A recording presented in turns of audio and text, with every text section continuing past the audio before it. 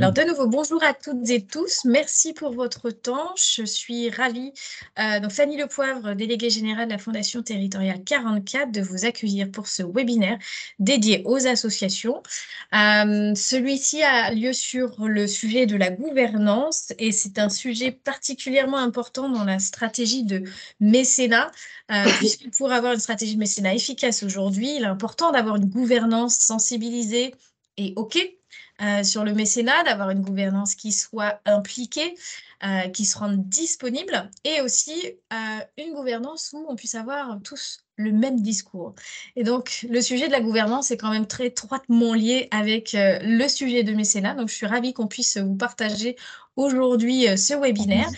Je commence par remercier également nos témoins et experts qui sont là aujourd'hui. Donc, Sophie Labelle de la FAL 44, Frédéric Lacroix de Passerelle et Compétences. On a également deux associations qui vont témoigner. On a Brice Pasquier de Ripper 44 et Éric Sardin de l'Amicale laïque du Coudray, si je ne me trompe pas. Donc, comment va se dérouler ce webinaire? 30 minutes d'expertise apportée par Sophie et Frédéric. Ensuite, un quart d'heure de témoignage d'Éric et Brice. Et ensuite, un temps important et précieux d'échange, de questions-réponses avec vous. Donc, n'hésitez pas à noter vos questions au fil du temps, parce qu'il y a un vrai temps d'échange qui est prévu à la fin. Voilà. Pour ce temps de parole d'expertise, Frédéric et Sophie vont développer surtout de quoi on parle, les différents modèles de gouvernance aujourd'hui, tout en parlant du projet associatif, des outils, du rôle des instances, et également comment avoir une gouvernance efficace. Et du coup, juste avant de leur laisser la parole, je voulais rappeler en quelques mots la Fondation territoriale, ce qu'elle est et les services qu'elle peut vous offrir et qui peuvent vous être utiles si vous ne les connaissez pas déjà.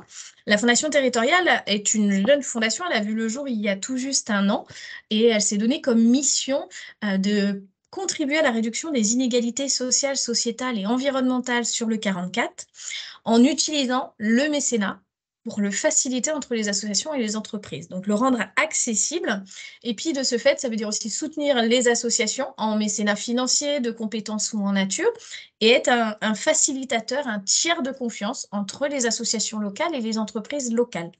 On est un profil assez émergent aujourd'hui sur le territoire parce que cette fondation territoriale a été construite avec une trentaine d'acteurs sur le territoire. Aujourd'hui, il y a près de 90 partenaires, à la fois des collectivités, des associations, réseaux d'associations, des fondations, des syndicats, des entreprises qui se sont mis autour de la table avec cette envie de mettre au pot commun, de jouer collectif dans l'intérêt des besoins du territoire pour soutenir davantage les associations locales. Et donc, pour mener à bien cette mission, on a trois piliers. Le premier, c'est ce point ressources et infos du mécénat, le PRIM 44, où ce webinaire fait partie des outils qu'on souhaite vous mettre à disposition. On a aussi du soutien en mécénat financier avec des appels à initiatives. Notre prochain sera lancé aux alentours de mars 2024. Et puis, on a aussi un espace d'interconnaissance et d'expérimentation pour permettre à ces acteurs qui n'ont pas tant l'habitude de travailler ensemble, d'avoir cet espace pour mener des expérimentations et initier des choses comme, par exemple, la création d'un observatoire des inégalités sur le territoire, dans cette approche systémique qui nous tient à cœur, et un projet sur un agrégateur de mécénat de compétences. Pour vous parler juste plus particulièrement du centre de ressources et de cette partie association, puisqu'on a aussi toute une partie de services gratuits pour les entreprises pour pouvoir les sensibiliser au mécénat à ses différentes formes et leur donner des moyens faciles de faire des premiers pas dans le mécénat. On est vraiment sur cette posture de facilitateur et tiers de confiance entre les entreprises et les associations. Et donc, on vous propose ces webinaires. Vous en avez déjà des anciens qui sont disponibles sur notre page YouTube, sur la mesure d'impact, sur le modèle socio-économique, pour ne citer que cela. On propose aussi de l'accompagnement individuel avec une permanence en visio. Vous pouvez prendre rendez-vous directement en ligne sur notre site internet. On a un programme de mentorat qui va démarrer en janvier prochain pour une dizaine d'associations qui pourront être accompagnées par des experts en mécénat sur un format un petit peu de 2 heures de consulting par mois pendant 4 mois. Donc, ça peut permettre pour lancer une stratégie de mécénat d'avoir un appui utile pour passer à l'action. On a un petit référentiel des mécènes qu'on est en train de mettre en place place et dont on peut dérouler lors de la permanence téléphonique. On a des formations au mécénat que l'on propose. On a un premier niveau de sensibilisation et un deuxième niveau, on voit plutôt la méthode, la stratégie et les outils que vous pouvez utiliser pour vous lancer dans le mécénat. Et puis pour finir, une fois par mois, on anime des ateliers de co-développement pour permettre à une association avec une problématique spécifique autour du mécénat et de son modèle économique d'avoir un regard extérieur et notamment en provenance d'entreprises et de consultants qui viennent à 6-7 participants sur un format 2 heures one shot. Les ateliers de co-développement sont toujours très efficaces et puissants et du coup ça permet aussi de faire des liens avec d'autres acteurs du territoire. Voilà, vous avez accès à tous ces outils directement sur le site internet et puis si vous avez des questions, je suis à votre disposition. Voilà, j'en ai fini. Je vais laisser maintenant la parole à Frédéric et à Sophie. Du coup, peut-être Frédéric, pour commencer, si tu veux présenter Passerelle et compétences. Donc, bonjour à tous. Je vois, je connais plusieurs personnes dans la salle là. Donc moi, je suis responsable d'une association qui s'appelle Passerelle et compétences. Je suis Loire-Atlantique particulièrement et tous les pays de la Loire. Derrière, donc c'est une association qui a 21 ans cette année, 15 ans sur Nantes derrière, et on est en France reconnu comme étant la première association dédiée à ce qu'on appelle le bénévolat de compétences, qui chez nous regroupe 3 sujets. Aider les associations à se structurer sur la partie opérationnelle, aider sur la partie gouvernance, et puis dans un certain nombre de cas, faire ce qu'on appelle de l'accompagnement avec des coachs bénévoles derrière, un peu de choses dans les chantiers d'insertion derrière, voire un peu de mentorat. Donc notre raison d'être, hein, c'est vraiment de mettre le bénévolat au cœur de la société et d'aider les gens et proposer aux gens qui ont des compétences derrière et qui travaillent, la plupart de nos bénévoles travaillent, de la mettre à disposition d'associations de solidarité ou de développement durable.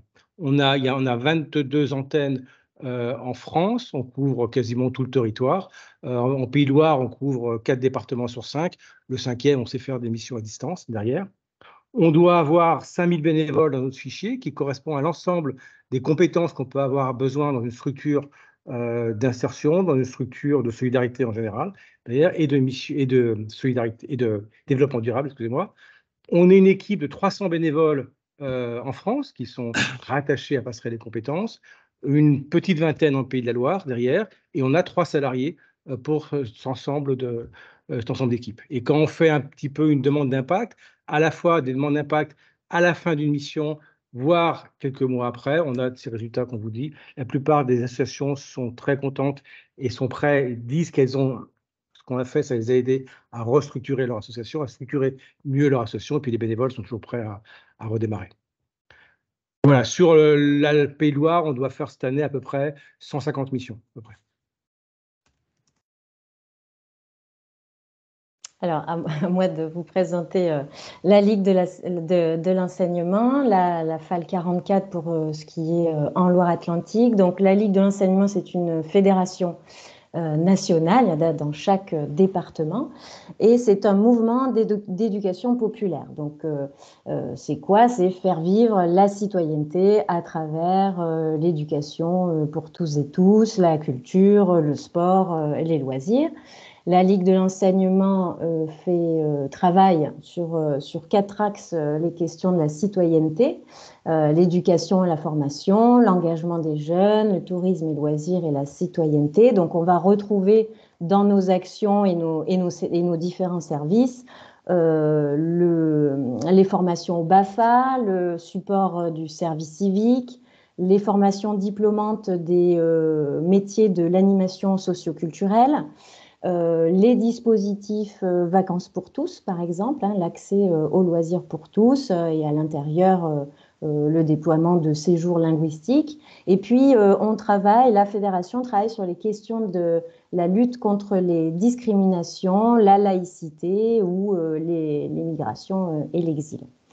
La FAL 44, donc là d'où je vous parle, est à Nantes et nous avons la particularité à la Ligue de l'enseignement d'avoir un service centre de ressources à la vie associative qui est labellisé et reconnu par l'État depuis de longues années, et récemment par un nouveau réseau qui s'appelle Guidasso.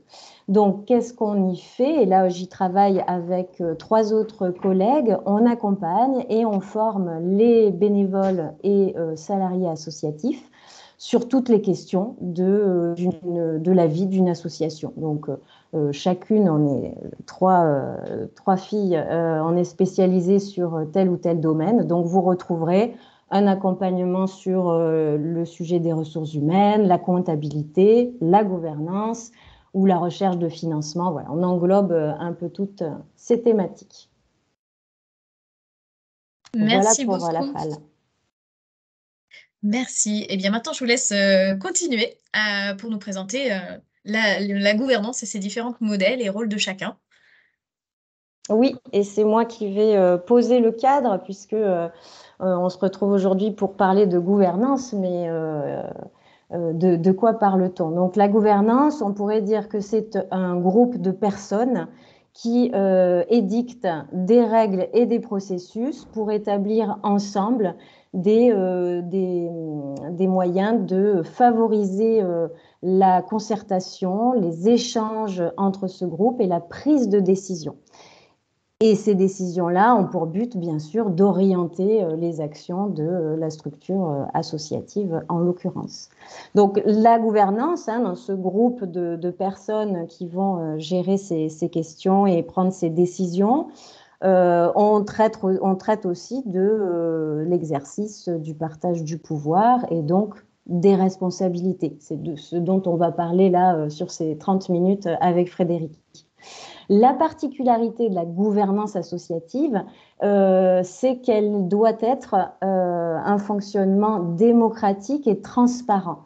Et ça, on peut dire que ça vient d'une circulaire ministérielle qui a encadré les relations entre les associations et l'État pour définir les subventions notamment, et qui a pour la première fois écrit cette on va dire, forte incitation à ce que la gouvernance ait un fonctionnement démocratique et transparent. Donc, ce groupe de personnes dont je vous parlais tout à l'heure est tenu de rendre compte aux membres de l'association de manière démocratique et transparente de ses prises de décision et des orientations de la structure associative.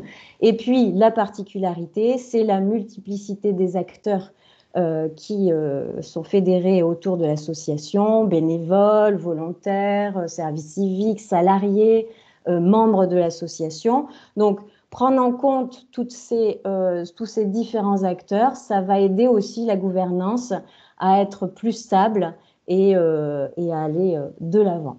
Voilà pour l'introduction sur ce qu'on pourrait définir comme la gouvernance associative. Et puis, rapidement, on voulait vous rappeler que la loi 1901, l'association loi 1901, un de ses principes, c'est bien le choix d'organisation du fonctionnement interne d'une asso qui est très libre. Donc, vous avez dans ces trois libertés la liberté d'adhérer ou pas à l'association, et l'association a le droit de refuser aussi une adhésion. Bien sûr, l'association choisit son projet, les membres fondateurs qui l'a créé choisissent son projet comme ils l'entendent, bien sûr dans le cadre du Code civil. Et enfin, et c'est ce dont nous allons vous parler, la liberté du mode d'organisation interne. Il n'y a pas de règles précises sur comment on s'organise et comment on fonctionne. Donc, nous, on travaille beaucoup avec un institut qui s'appelle l'Institut IDEAS. IDEAS, ça veut dire Institut pour le développement, l'éthique et l'action pour la solidarité derrière. Et l'Institut IDEAS, qui travaille sur des choses fondamentales des associations, recommande, et c'est ce que nous aussi on recommande dans ce qu'on rencontre des associations, d'avoir 4 documents, alors formalisés le plus possible derrière, qui sont les statuts, qui précisent bien l'objet de l'association et puis organisent la gouvernance derrière. Formaliser un projet associatif qui décrit la vision, la mission et les valeurs de l'association, bien sûr en cohérence avec les statuts. Un plan stratégique qui est très important pour communiquer à l'ensemble des adhérents, des parties prenantes, qui met ce plan stratégique met en perspective ce que va être l'association dans les 2 ans à 5 ans, avec des timings, on va dire en 2023 on fait ça, en 2024 on fait ça, etc. Derrière, des échéances derrière, et puis des moyens également. Enfin, une charte éthique derrière qui formalise les valeurs de l'association, de façon à ce que chacun qui va rentrer dans l'association se rende bien compte, soit bien conscient des valeurs de laquelle l'association porte avant qu'ils y rentrent, d'ailleurs. Donc, quatre documents qu'il faut absolument, enfin, qu'il est mieux d'avoir écrits pour pouvoir bien engager l'association, d'ailleurs. Et puis, le fonctionnement que l'on retrouve sur la plupart des associations loi 1901, c'est cette organisation-là avec ces instances-ci, l'Assemblée générale qui regroupe tous les adhérents de l'association et ses membres, le conseil d'administration, le bureau. Et puis, vous avez ensuite ceux qui la font fonctionner. Vous pouvez retrouver DG ici, directeur ou directrice générale, qui est la salariée en gestion d'association, et puis les salariés et bénévoles. Alors, si on fait... Ouais. Vas-y, Frédéric. Non, vas-y. Alors, du coup, oui, allons-y sur les exemples de modèles d'organisation. Donc, on peut en dénoter 4, mais sachez que, comme je le disais tout à l'heure, comme il n'y a pas de cadre et de règles précises, vous pouvez vous inspirer de tel ou tel modèle et d'en faire un autre à votre gré. En tout cas, voici 4 qui peuvent nous permettre de réfléchir sur comment on peut s'organiser en association. Donc, en haut à gauche, le traditionnel, le classique schéma qui part bien sûr de l'Assemblée générale, du conseil d'administration et puis un bureau, président, secrétaire, trésorier. J'en profite ici avant de vous présenter les autres. Dans chacun des modèles, par contre, et dans celui que vous voudrez créer plus tard, il faut par contre absolument désigner un ou des représentants légaux. Ce sont les personnes dans la gestion de l'association qui vont pouvoir représenter l'association vis-à-vis des tiers, les banques, le tribunal s'il faut... s'il y a procès. Donc, vous avez le modèle classique.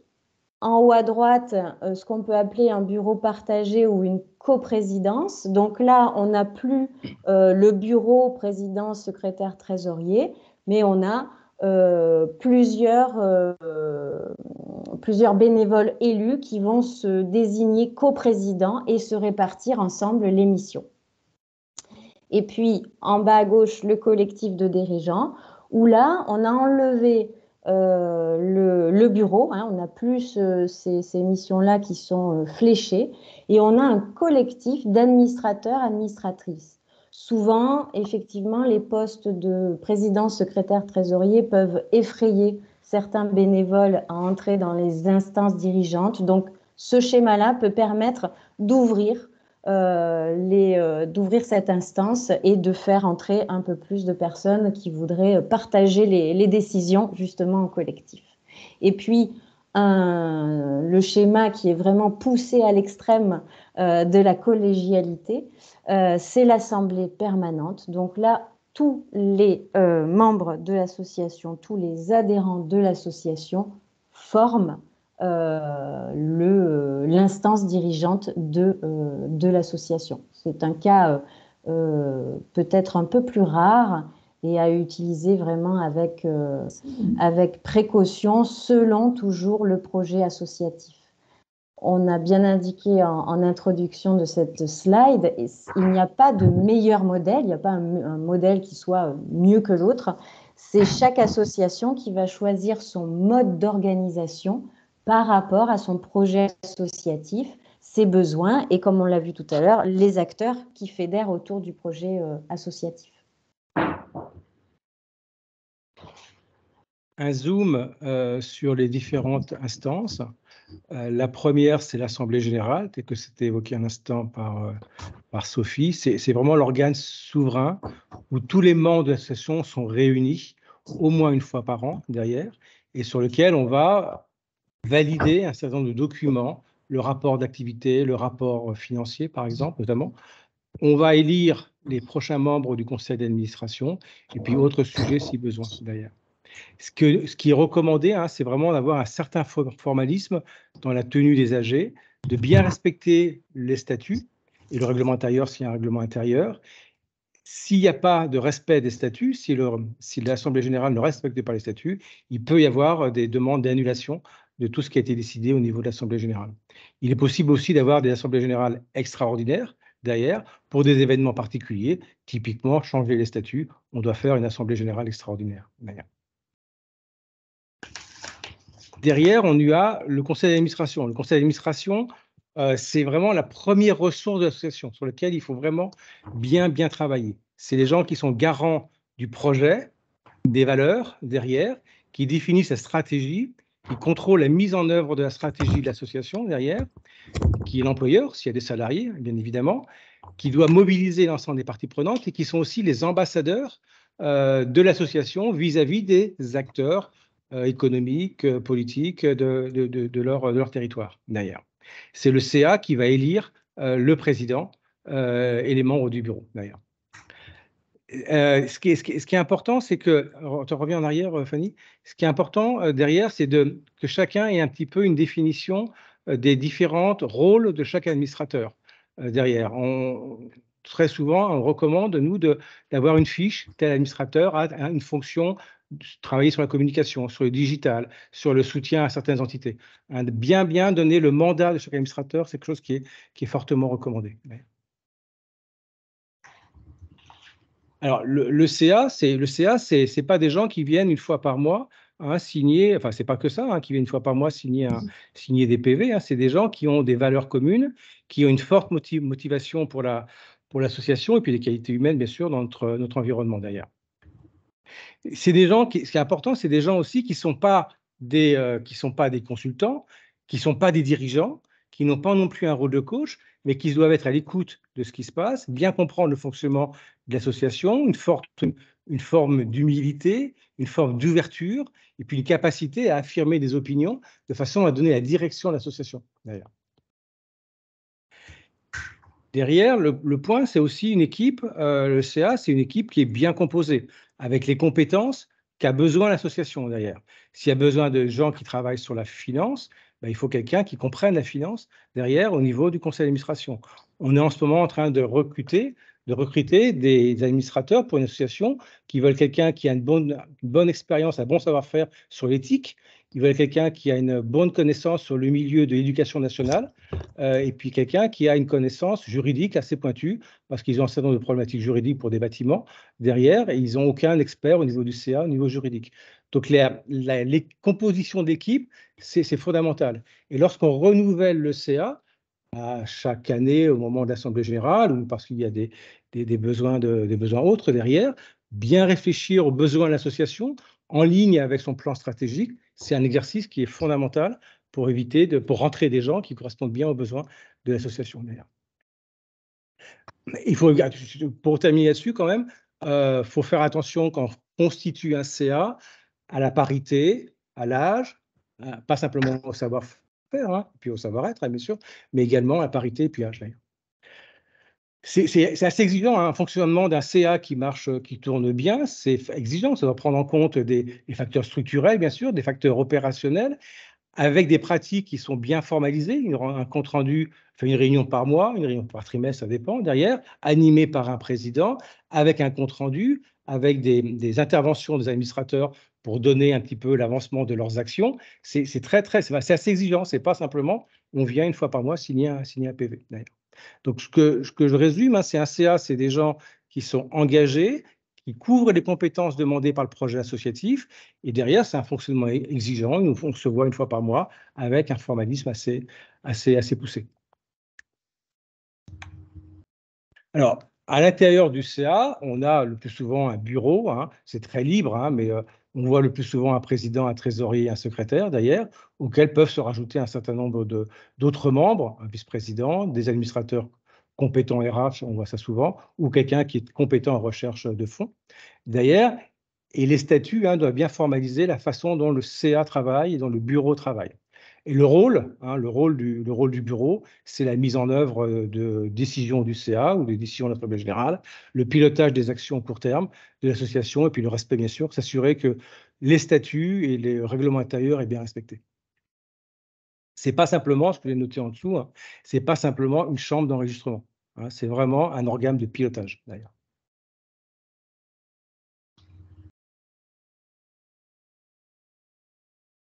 Alors, les clés d'une gouvernance efficace, les responsabilités et missions. Puisque, effectivement, ce qui peut effrayer certains bénévoles à entrer dans les instances dirigeantes, c'est bien la question des responsabilités.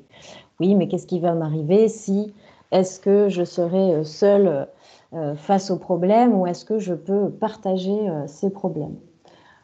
Je vais vous faire un rapide topo parce que sur la question des responsabilités, par exemple, le CRVA, on en fait toute une formation et puis il faut vraiment être habilité pour pouvoir parler responsabilité et assurance au sein des associations. Mais pour donner un état des lieux, il y a deux responsabilités à retenir. La responsabilité civile qui parle de la réparation d'un dommage. Et là, vous avez un lien entre la faute et le préjudice. Et la responsabilité pénale, où là, on est dans une infraction à la loi. C'est un comportement considéré par la loi comme une atteinte à l'ordre public. Donc, au niveau des associations, alors les deux peuvent être engagés, mais la responsabilité civile des associations, elle peut être engagée par tous ses membres. L'idée, c'est d'essayer de faire passer à tout le monde que tout le monde est responsable au sein de son association de ce que l'on fait en son nom et pour l'association. Donc, sur les instances dirigeantes, là, on peut être dans le cadre, par exemple, de l'accident, dans le cadre d'une activité ou la chute d'un objet sur un spectateur. Là, on peut aller sur la responsabilité civile de l'association, de la structure qui sera engagée, pas de la personne. Et puis, la responsabilité civile des dirigeants, là, elle peut être engagée personnellement s'il y a une faute dans l'exercice de leur mandat. Par exemple, des intérêts pour la mission. Et là, on est toujours dans la responsabilité civile. Dans la responsabilité pénale, la responsabilité de la structure de l'association, là, on va être dans une infraction commise pour le compte de l'organisme. Donc, par exemple, mettre en péril la santé d'un membre ou ne pas avoir tenu compte des règles et codes du travail, par exemple, ou, comme c'est écrit, vol, extorsion, chantage. Voilà. Donc là, on est dans une infraction à la loi. Et puis, la responsabilité pénale de la personne du dirigeant, là, peut être mise en défaut sur un manquement grave. Donc là, il faut que ce soit vraiment une faute commise et avérée. Par exemple, alors je vous l'ai mis celle-là parce qu'on n'y pense pas souvent, mais ne pas déclarer une modification statutaire, ça fait partie d'une infraction à la loi, puisqu'il est écrit dans la loi 1901 que le changement de dirigeant doit être déclaré. Et puis, vous avez aussi donc les manquements à l'obligation de prudence ou de sécurité, puisque l'association, l'instance dirigeante, doit faire preuve de mettre en place tout ce qui peut concourir à la sécurité de ses membres et établir de faux procès-verbaux. Et puis, pour conclure, sur la gouvernance et les questions à se poser. Donc voilà, en guise de conclusion, on voudrait vous rappeler, n'oubliez pas le fonctionnement démocratique de l'instance dirigeante. C'est une notion à bien réfléchir ensemble entre les élus bénévoles. Est-ce que l'instance dirigeante est bien structurée pour permettre les échanges et le dialogue, hein? Ce n'est pas 3 personnes, et justement, comme le disait Frédéric, 3 personnes du bureau qui seules vont décider sans concertation et sans communication. La répartition des missions au sein de cette instance dirigeante, est-ce que chacun a bien pris en compte ses missions? Est-ce que chacun est là pour faire fonctionner l'association ensemble et de manière collective? Et puis, la communication, ne pas oublier cette dimension de l'instance dirigeante qui communique à ses membres le projet associatif, les directions prises, hein, comme disait Fanny tout à l'heure en ouverture, si on veut partir sur des recherches de fonds, engager une réflexion sur le mécénat, est-ce que tout le monde est bien d'accord là-dessus et communiquer sur les grandes orientations importantes de l'association? Et puis, dernier petit point lié à l'instance dirigeante, ne pas oublier que les mandats ne sont pas à vie. Hein, c'est ça aussi qui favorise, ce que on disait tout à l'heure sur l'aspect démocratique du fonctionnement de l'instance dirigeante, c'est que les mandats ont une fin et les élus sont appelés à se renouveler au sein de l'instance dirigeante. Donc, comment on fait, en gros, pour transmettre l'association et préparer au mieux le renouvellement, la passation dans l'instance dirigeante. Voilà rapidement dressé le portrait lié à la gouvernance. Merci beaucoup, Sophie, Frédéric, pour votre expertise sur ces sujets. Sans plus attendre, je vais laisser la parole à Eric et à Brice qui vont nous partager concrètement comment on met en place une gouvernance, quelles questions on se pose, à quel moment. Vous avez été mutuellement accompagnés, l'un par Passerelle les compétences et l'autre par la FAL 44. Donc, c'est une belle manière d'illustrer de façon concrète en fait, les questions à se poser et comment aborder une bonne démarche et avoir une gouvernance efficace. Eric ou Brice, est-ce que l'un de vous veut démarrer? Alors, Eric est partant, mais on va mettre le micro. Voilà, super. Ça ne dérange pas Brice, non? C'est bon. Je t'en prie. Moi, je m'appelle Eric Sardin, je suis coprésident. Alors, coprésident, ça vous donne déjà dans quelle catégorie on se situe par rapport à ce qu'a présenté Sophie tout à l'heure dans notre asso. Donc moi, je suis coprésident de l'amicale laïque du Coudray. Sur la petite diapo, là j'ai mis pour repérer un petit peu où ça se situe. Tout le monde ne connaît pas le Coudray, c'est un petit quartier de Nantes qui est situé, je dirais, sur les bords de l'Erdre, entre l'Erdre et la basilique Saint-Donatien, voilà, dans le quartier Saint-Donatien. Donc nous, c'est une asso, c'est une petite amicale, hein. Une amicale, c'est quoi? C'est une association affiliée à la fédération, à la Ligue de l'enseignement, donc à la Fédération des amicales laïques de Loire-Atlantique, et qui propose des activités pour les enfants, les adultes du quartier, qui soutient les écoles et qui organise éventuellement des manifestations dans le quartier. Voilà. Moi, je vais faire un petit retour en arrière. Nous, on a eu une situation très délicate début 2022 avec une équipe dirigeante qui était très investie et qui était sur le départ, qui voulait partir depuis un petit moment déjà, enfin depuis quelques mois. Le problème, c'est qu'il n'y avait pas de remplaçant, je dirais, pressenti.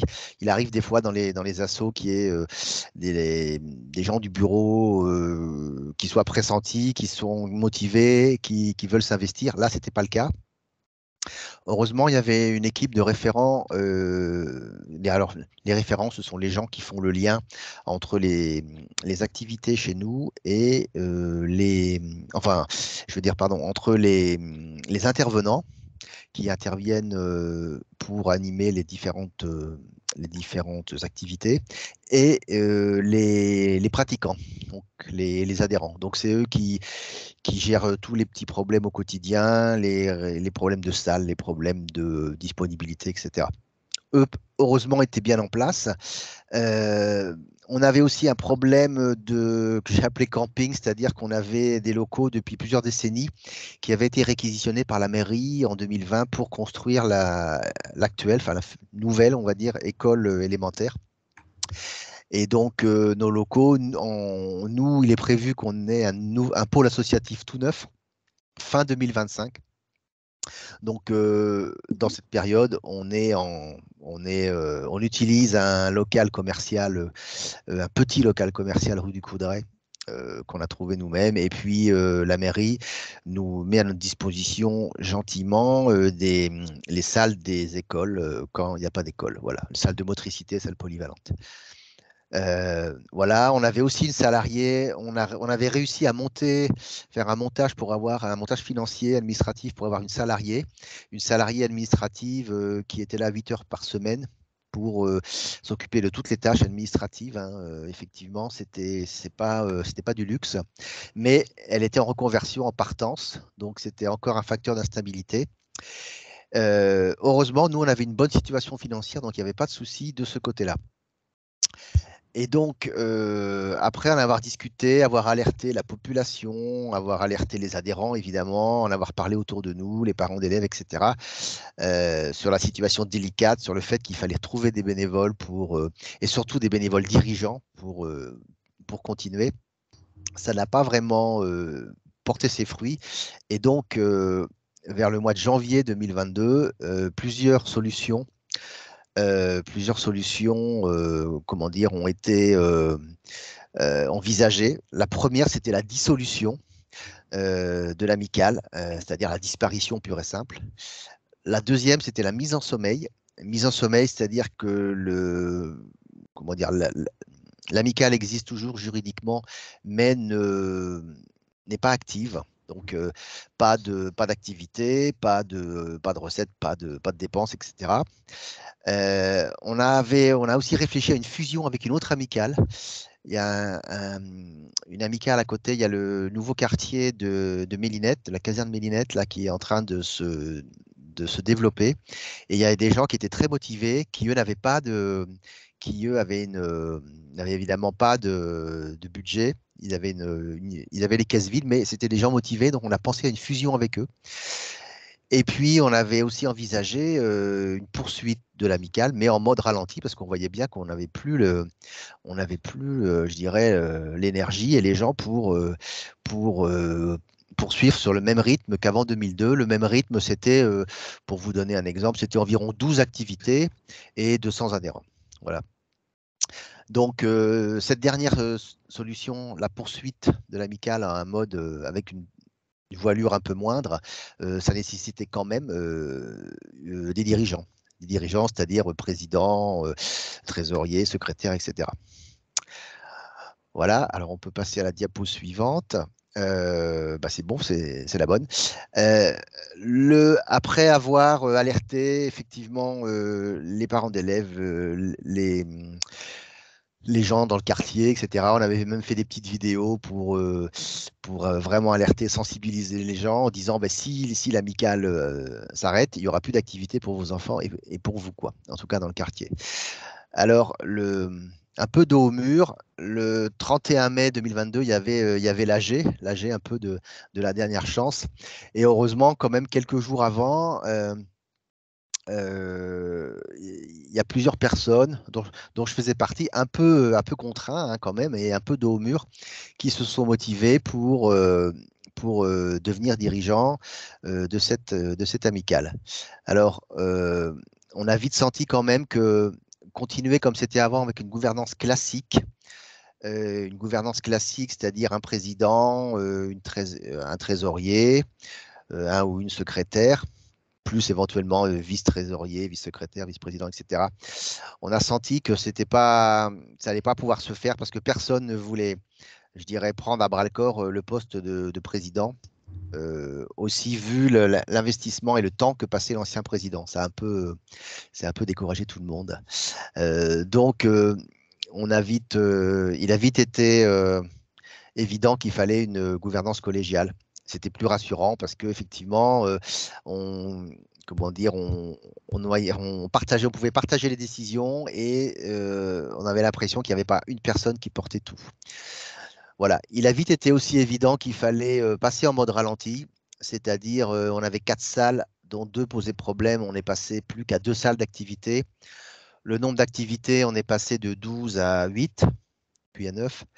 Et puis la typologie des intervenants, c'est pareil, on avait des salariés, on avait une salariée yoga qui était en partance aussi. Et donc on s'est dit, on ne prend que des auto-entrepreneurs et même plus d'ailleurs de prestataires UFOLEP parce qu'on avait pas mal de soucis. Donc on a dit que des auto-entrepreneurs pour simplifier les choses et pour simplifier la partie RH. Donc à partir de là, pendant toute cette phase, ce que je voulais dire aussi, ce que je n'ai pas dit tout à l'heure, c'est que la FAL nous a assistés.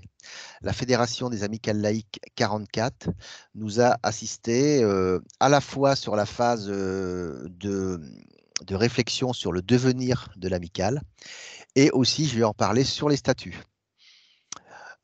Voilà, donc qu'est-ce qui s'est passé une fois qu'à cet AG, il a été entériné qu'une nouvelle équipe partait sur une gouvernance de type collégial. Donc, on est 3 coprésidentes plus un coprésident, dont je suis. Comment ça se passe et on a chacun des fonctions. Ce qui ne veut pas dire qu'il n'y a pas des fois des échanges et des petites modifications, mais on a 4 fonctions différentes. Alors, moi, je suis chargé de tout ce qui est représentation et puis communication. Une des coprésidentes est chargée de tout ce qui est trésorerie, comptabilité, et les 2 autres sont chargés plutôt de tout ce qui est secrétariat. Donc, au niveau des missions, on peut quand même dire que on retrouve quand même des missions identiques à des équipes dirigeantes classiques. Voilà. Voilà, le dernier point ce que je voulais dire, c'est que les statuts de l'amicale, je crois que on m'avait donné entre 5 et 10 minutes, hein, c'est ça. Oui, il va falloir conclure, Eric. Ouais, il va falloir conclure. Eh bien, la conclusion, c'est que on a l'amicale, la Fédération des amicales laïques nous a aidés pour refonder les statuts, pour modifier les statuts, pour intégrer cette nouvelle gouvernance collégiale. On en a profité pour refaire un toilettage général des statuts. Et puis voilà, quoi. Donc l'intérêt, en conclusion, l'intérêt de cette aide de la FAL, c'est que à la fois il y a une sécurité juridique et aussi une cohérence, je dirais, un peu pas philosophique par rapport comment dire, aux missions premières et à ce qui fait la substance de la Ligue de l'enseignement. Voilà. Merci beaucoup, Eric. Brice, oui, vas-y, enchaîne. Alors, ça coupe un petit peu à mon niveau. J'espère que ça ne coupera pas trop pendant mon intervention. On n'a pas les meilleures conditions de réseau, on va dire. Oui, donc Brice Pasquier, je suis le coordinateur de l'association Repère 44, qui est une association qui vient en aide aux jeunes sortant des dispositifs de aide sociale à l'enfance, anciennement la DAS.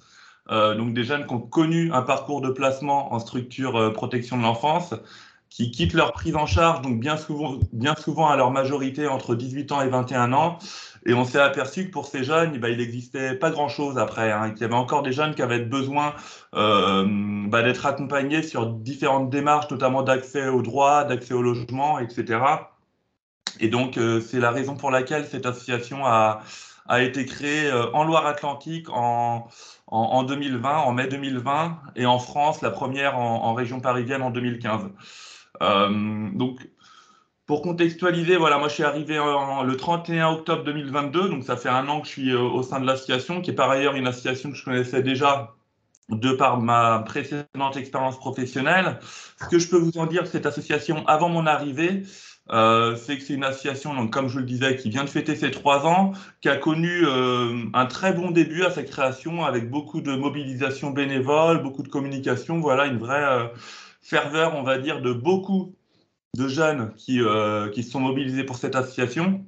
qui est une association créée par des jeunes ayant eu un parcours en protection de l'enfance, donc une association de père aidance. Beaucoup de mobilisation au départ.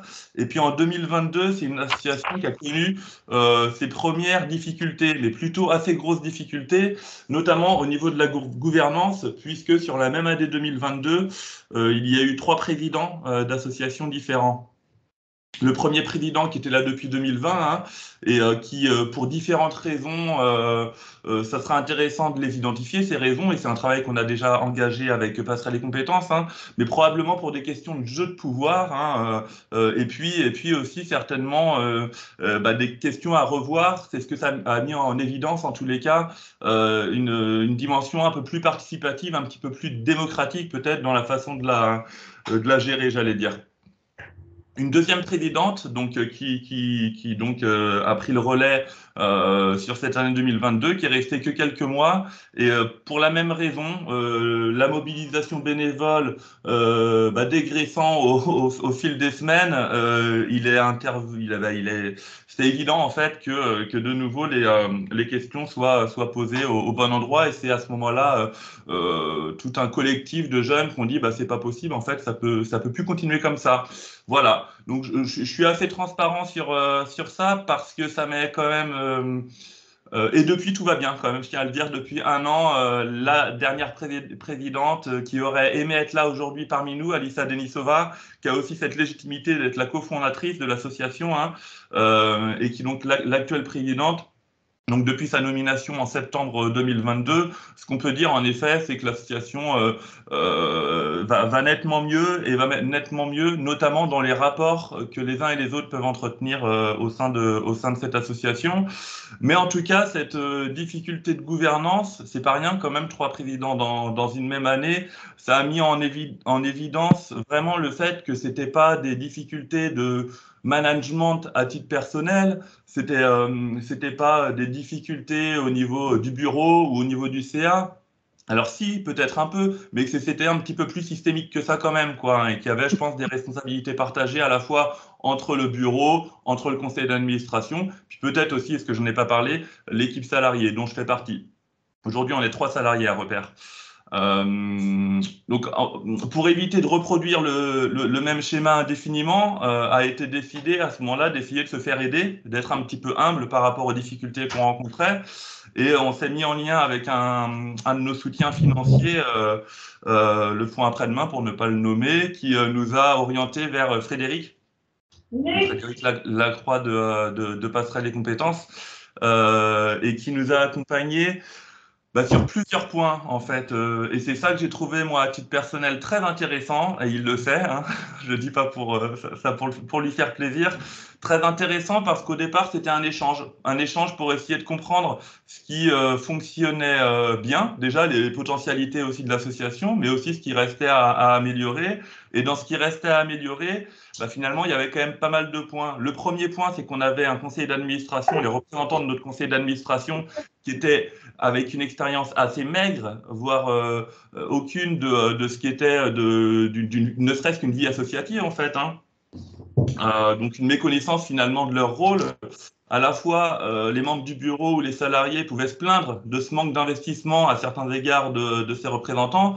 Et en même temps, quand on fixe pas clairement les règles du jeu, ce qu'on peut faire, ce qu'on peut pas faire, sur quoi on est attendu ou pas, je trouve que ça gêne un peu la prise de parole. Donc ça a été déjà ce premier travail-là qui a été intéressant à travers une réunion d'information collective à l'attention de l'ensemble des membres du conseil d'administration, c'est de rappeler un petit peu les rôles et les places de chacun au sein de ce conseil d'administration.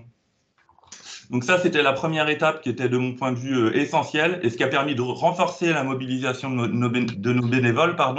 La deuxième étape, c'était aussi de recueillir l'avis des membres de ce conseil d'administration à travers une enquête très claire, un outil très précis où les bénévoles ont pu mettre en exergue ce qui allait bien, ce qui allait pas, en tout cas à leurs différents niveaux. Et c'était intéressant, y compris dans ce qu'ont pu nommer à l'écrit, enfin dire, voilà, quand ils ont rempli ces questionnaires, c'est à la fois certains qui ne savaient pas répondre autre chose que oui ou non, parce que tellement ils étaient paumés dans cette question de responsabilité au niveau du conseil, et puis d'autres, en effet, sur des choses plus élaborées, qui les questionnaient, je vous dis, la prise de parole ou les décisions à main levée, voilà, je vous donne des exemples comme ça, le fait que, en fait, moi, je me positionne un peu comme le copain, parce que, après tout, moi, je ne sais pas trop, et je veux surtout me fâcher avec personne, enfin, voilà. Donc, c'était intéressant, je trouve aussi, d'avoir, nous, ça nous faisait vraiment une substance super intéressante,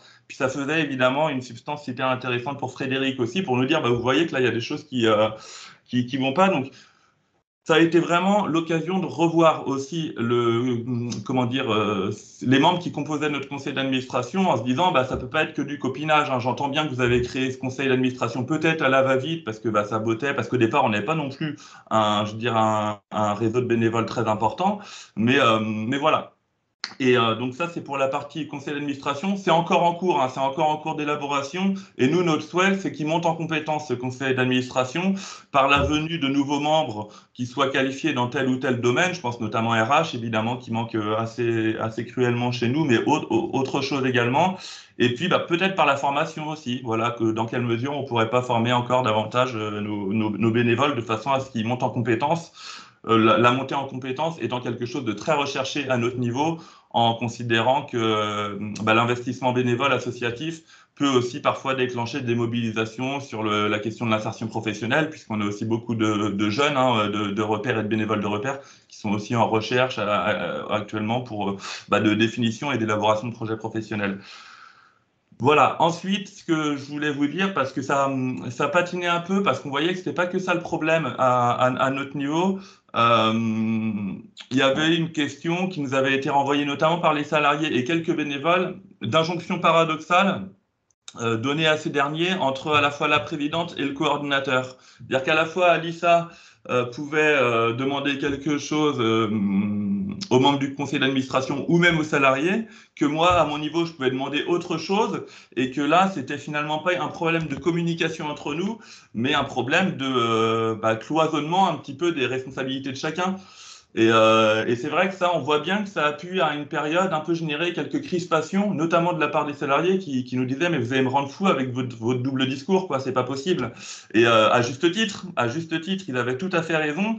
Et il y avait à ce moment-là la nécessité aussi qu'à notre niveau de présidente et de coordinateur, on puisse balayer devant notre porte et se dire là, en fait, on est en train d'user, en fait, à la fois les bénévoles et les salariés, on n'est pas sérieux, quoi, hein.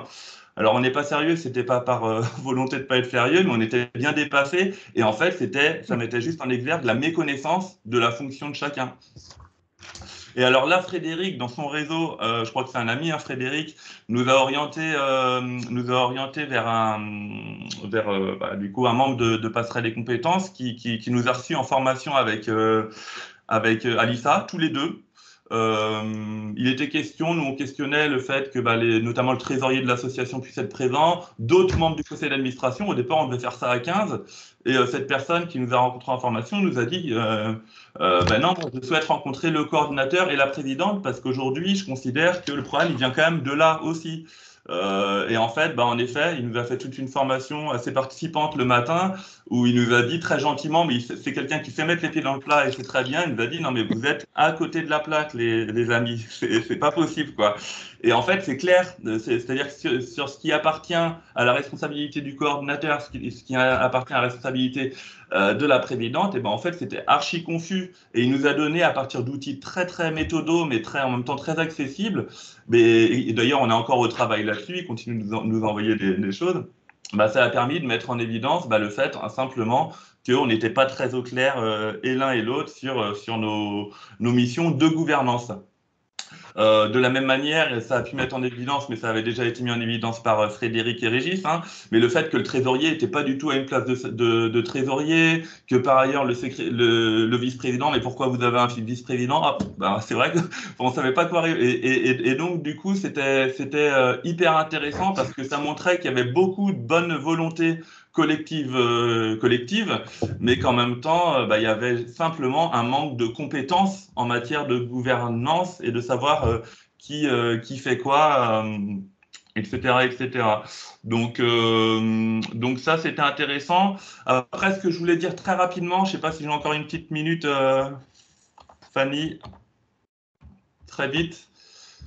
Ce que je voulais dire, pardon, oui, c'est alors donc l'association a 3 ans, on est en train de travailler autour du projet associatif, c'est-à-dire qu'on n'a pas de projet associatif et que c'est un peu problématique dans la gouvernance parce que de ce que j'en ai compris de la gouvernance, ben, elle s'appuie beaucoup aussi sur la définition d'un projet associatif.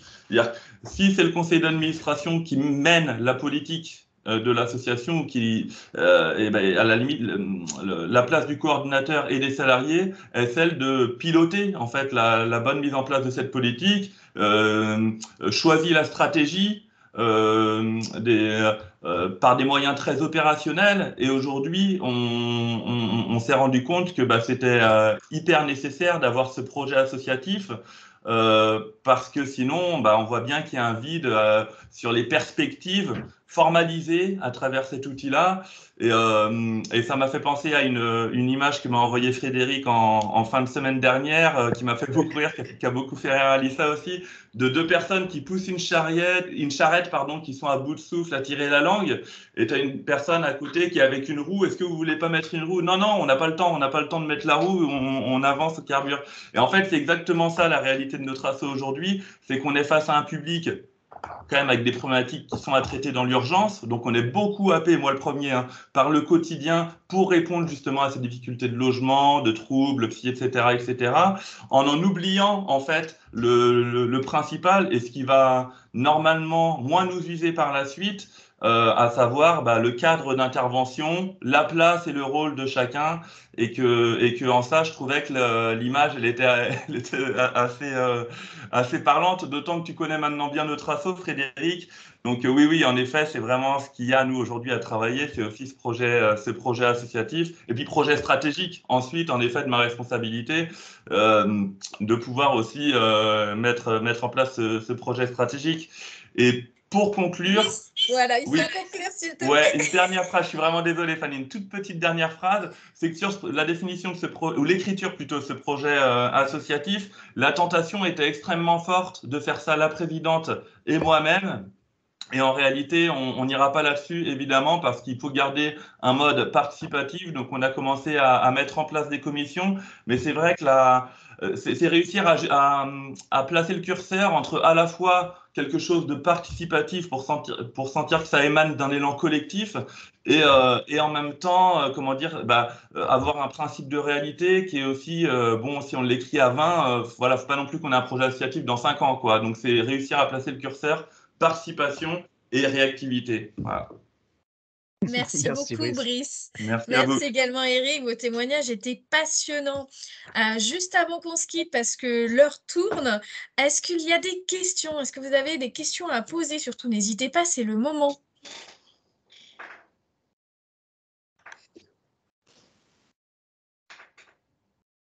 Moi, j'en ai Bonjour. plein, si vous en avez. Ah, merci. Bonjour. Élodie Le Gall. Alors, on a créé l'association Très Sage qui a pour vocation de répondre à une problématique du bien vieillir dans le vignoble nantais. C'est une jeune association parce qu'elle a été créée cet été. On est plusieurs personnes dans le bureau. Alors, merci pour les témoignages passionnants. Effectivement, j'ai trouvé ça très, très intéressant. Je me suis noté plein de choses. Et moi, je suis dans une situation où actuellement, je suis assez pressée d'enclencher les actions et de voir le projet avancer. En même temps, je me rends compte, plus j'avance et plus je me rends compte de l'importance de prendre ce temps de cadrer et d'organiser la gouvernance. Donc, c'est pour ça que j'ai participé à ce webinaire-là. Et le schéma de la coprésidence me semble aussi très, très intéressant pour, je trouve, répartir les rôles, la charge, les responsabilités et puis peut-être assurer une continuité en cas de changement. Ça me paraît intéressant. Et la question du coup que je me posais, c'est l'évolution de cette gouvernance en fonction de la vie de l'association. Moi, c'est plutôt le démarrage. Donc là, on est en train de cadrer tout ça. Mais j'imagine qu'elle change aussi en fonction des opportunités, des attentes, de projets de l'association. Je ne sais pas comment articuler ça et à quel moment on peut se poser ces questions-là, en fait. Qu'est-ce que ça implique? Je ne sais pas si je suis bien claire dans ma question. Ici, qui souhaiterait rebondir? Moi, je peux répondre. Bah, la réponse n'est pas évidente, hein. Une gouvernance, c'est quelque chose qui se vit, hein, même si Brice, même s'il y a eu plein de problèmes, ça tournait quand même, hein. L'association elle tournait. Simplement, on s'est aperçu, parce que l'association elle a grandi, elle s'est développée, qu'il y avait des problématiques de rôle et responsabilité, hein. C'était évident entre la présidence et puis le coordinateur ou le directeur. Donc à ce moment-là, il fallait remettre les choses à plat derrière. Donc moi, j'aurais tendance à dire, un, il n'y a pas de réponse absolue, mais deux, une présidence, enfin une gouvernance, c'est quelque chose qui ne doit pas être figé ad vitam aeternam. Il faut se reposer la question régulièrement derrière, autour du projet associatif, autour des statuts, autour des acteurs qui sont dans la gouvernance derrière, et avoir des bons acteurs. J'ai une autre association sur laquelle on accompagne actuellement qui est basée à La Baule, qui s'est aperçue en grandissant, qui est une association qui s'occupe d'enfants handicapés, qui manquaient de compétences dans leur gouvernance, parce qu'ils avaient grandi, ils avaient besoin de compétences, tout à l'heure je vous l'ai dit, sur l'éthique, hein, derrière, mais ils n'avaient pas de besoin comme ça il y a 1 an ou il y a 2 ans du tout. Maintenant, ils ont des besoins parce ils se sont développés et ce besoin-là, il apparaît. Donc, c'est quelque chose qu'il faut bien veiller. Ce que j'avais noté dans les slides là, c'est vraiment le bon moment, c'est à l'Assemblée générale, lorsque les administrateurs vont changer, hein, derrière. C'est vraiment bien se poser la question à ce moment-là, est-ce que j'ai les bons profils, est-ce que la structure est la bonne, etc. Donc, il n'y a pas de vérité absolue, mais c'est une chose qui doit vivre en permanence quand même. Merci beaucoup. En permanence, oui, juste pour compléter, en permanence, je suis d'accord. Et puis surtout, ne pas oublier que quand le changement des instances dirigeantes se fait, il faut aussi laisser partir les nouveaux arrivants avec une autre envie de mode d'organisation. Ça aussi, ça peut être un moment charnière là, pour l'association. Bien sûr. Merci. Est-ce qu'il y a une autre question? C'est sur mon plat. Ouais.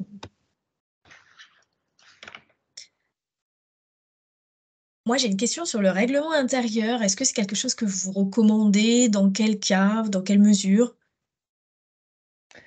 Alors, je vais commencer. Nous, d'abord, avoir des statuts revus régulièrement, revus, corrigés. Voilà, c'est plutôt le document auquel faire attention, porter attention, parce que c'est le cadre juridique de l'association. Donc, c'est ce document-là qui a valeur juridique et qui va pouvoir, et qui est un contrat en fait entre l'association et ses membres. Le règlement intérieur, oui, il a pour effet de venir compléter les statuts. Donc là, on va rentrer dans les détails. On pourra écrire dans le règlement intérieur comment sont réparties les missions, par exemple. On parlait de ça. Comment sont réparties les missions dans l'instance dirigeante, ce que ne dira pas les statuts. Hein, les statuts, il racontera le modèle d'organisation choisi, et puis le règlement intérieur permet de préciser. Mais d'abord avoir des statuts bien propres et souvent revus, hein, tout comme le projet associatif, parce qu'on voit aussi beaucoup d'assos qui carrément ne savent pas où sont leurs statuts. Donc là, ça pose question, hein, quand on veut diriger une asso, de ne pas connaître les propres règles de son association.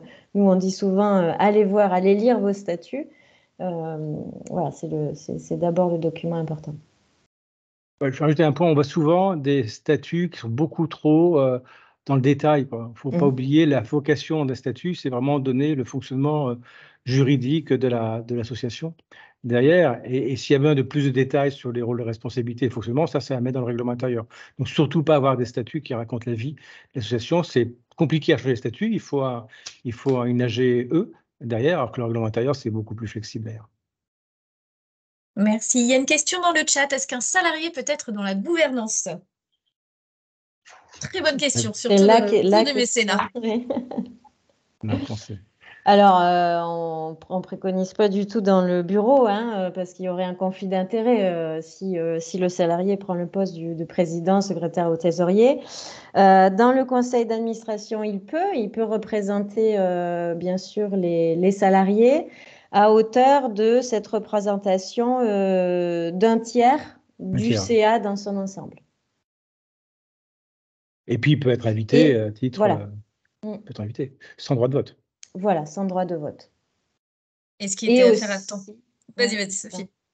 oui, et ça me fait penser, et le CA peut réfléchir aussi s'il y a des questions sur l'emploi au sein de l'association, hein, il peut faire sortir le salarié à ce moment-là du débat. Et dans le cadre du mécénat, si vous avez des statuts avec un salarié membre du conseil d'administration, ça posera souci dans le cadre où vous souhaitez demander un rescrit fiscal, parce que les membres de la gouvernance n'ont pas le droit d'être rémunérés pour être reconnus association d'intérêt général. Donc, c'est possible, mais si vous souhaitez faire appel au mécénat, ce n'est pas recommandé. Et pour le coup, vous avez le règlement intérieur où vous pouvez ajouter des choses en invitant, par exemple, les salariés.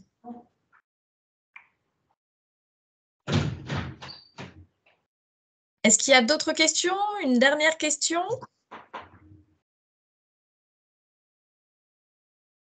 Moi, je me posais encore une question, je suis désolée, sur la formation des administrateurs. Est-ce que c'est quelque chose que vous recommandez de faire par principe? Et comment on se forme? Quelles sont les différentes choses qui existent? Réponse, Sophie. Alors nous, oui, bien sûr, on déploie des formations pour les salariés et bénévoles associatifs. D'ailleurs, je vais vous mettre le lien dans le chat si vous voulez. Les formations commencent dès le mois de janvier. Et on conseille, oui, de suivre ces formations, de se former, par exemple, chez nous via le CRVA. Vous pouvez également avoir passer tous ces modules et avoir un certificat à la gestion associative. Ça peut donner aux élus bénévoles plus d'assurance, plus de connaissances pour aussi asseoir une légitimité s'ils en ont besoin, bien sûr. Et puis au sein des formations, vous le savez, c'est là qu'on apprend aussi beaucoup des autres. C'est pas que du descendant. Donc c'est aussi plus que les formations, c'est aller voir d'autres assos, leur demander comment ça marche chez eux, rencontrer des administrateurs, administratrices. Voilà, c'est partager au maximum les expériences. Ça vient aussi beaucoup du terrain, les réponses. Bien sûr. Nous, on a des liens avec l'IFA, l'Institut français des administrateurs, avec l'école de commerce de Nantes, là, qui forme des gens pour être administrateurs. Donc, pour les grosses associations, on tape dans ces réseaux-là, d'ailleurs, quand on nous demande des administrateurs. Donc, il y a des formations, oui, bien sûr, d'ailleurs. Et puis, il y a aussi un point sur lequel il faut être vigilant, c'est quand un nouveau administrateur arrive dans une association, c'est la procédure d'accueil. Très souvent, ça manque. Comment le nouveau administrateur est introduit dans l'association, c'est un point qui est souvent un petit peu faible. Un axe d'amélioration, disons, positivement. Merci. Est-ce qu'il y a une autre question?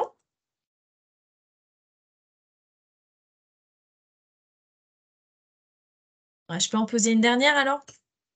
D'accord, vas-y. J'avais une question sur le renouvellement des instances. Est-ce que c'est quelque chose qu'il est bon d'indiquer aussi dans les statuts ou pas? Souvent, on voit par moitié, par tiers. Qu'est-ce que vous recommandez là-dessus? Alors nous, je vais vous dire tout de suite, le coût de renouveler par tiers, on dit aux assos supprimer ça des statuts, c'est très compliqué à mettre en place dans la réalité. Donc c'est bien d'avoir cet objectif-là, mais il vaut mieux pas se mettre des bâtons dans les roues dès les statuts, parce que tout ce qui est écrit dans les statuts doit être appliqué. Donc le renouvellement par tiers tous les ans, tous les 3 ans, c'est compliqué parce que les assos ont quelquefois des difficultés à trouver des bénévoles qui veulent faire partie des instances. Non, c'est plutôt, comme disait Frédéric, c'est dès l'accueil du nouvel ou de la nouvelle élue, c'est bien leur expliquer que leur mandat dure tant de temps et qu'il faut aussi l'intégrer dès l'entrée. C'est qu'à un moment, ça va se finir. Et comment on va faire ensemble pour renouveler notre instance dirigeante. Ce qu'il faut éviter, c'est dans les statuts, il n'est pas écrit qu'un président, c'est pas un président à vie. Il faut qu'il ait, moi, je pense qu'il faut qu'il ait un minimum de, enfin, il faut décider, mais 1, 2, 3 mandats, mais pas pendant 25 ans. Quoi. Ouais. Oui, ça peut obliger au renouvellement, pour le coup. Ouais. Pour le président et pour les autres, après, faut pas être rigide. Faut pas être trop rigide, hein, d'ailleurs.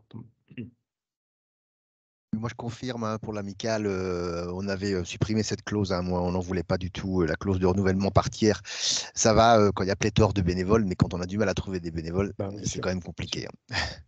C'est sûr. Merci beaucoup. Est-ce qu'il y a un dernier, alors si ce n'est pas une question, commentaire, retour, réaction, avant que l'on conclue et que nous mettions fin à ce webinaire passionnant?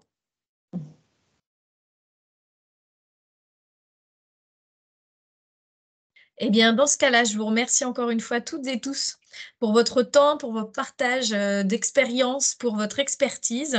Et donc, je vous enverrai très prochainement le replay, la présentation PowerPoint, et je vous dis à très bientôt. Merci beaucoup. Merci. Au revoir tout le monde. Merci, au revoir. Merci, au revoir. Merci Eric. Merci, au revoir.